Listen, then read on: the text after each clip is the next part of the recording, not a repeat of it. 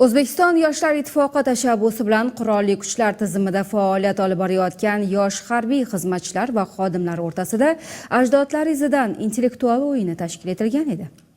Bugun Yoshlar ijod saroyida mazkur o'yinning respublika bosqichi o'tkazildi. Unda 6 ta jamoa a'zolari muloqot va intellektual salohiyatlarni yana bir bor sinovdan o'tkazdi.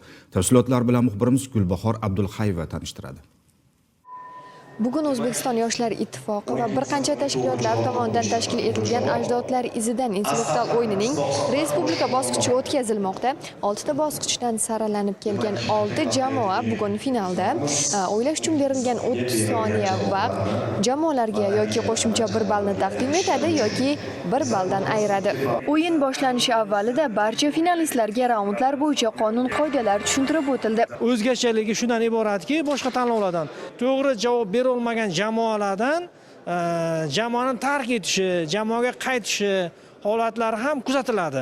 Oxirida bitta ishtirokchi ham jamoa tarkibida bitta ishtirokchi bitta jamoani taqdirini hal qilishi ham mumkin. Shuningdek, har bir jamoa 3 ball evaziga raqib jamoaning bir nafar ishtirokchisini o'yindan chetlashtirish huquqiga ham ega.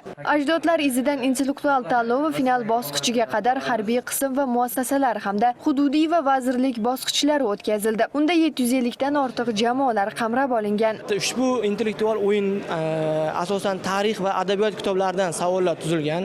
Biz bunga Alpomish dostonidan qo'shganmiz.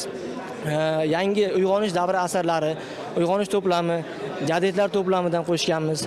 O'yin yakunida eng ko'p ballni to'plagan g'olib jamoa hamda eng faol ishtirokchi aniqlanib, ularga O'zbekiston Yoshlar ittifoqi tomonidan diplom, kubok hamda qimmatbaho esdalik sovg'alari topshiriladi. Gulbahor Abdulxayeva, Abdulahad Abduvahobov, Hudud informatsion dasturi uchun.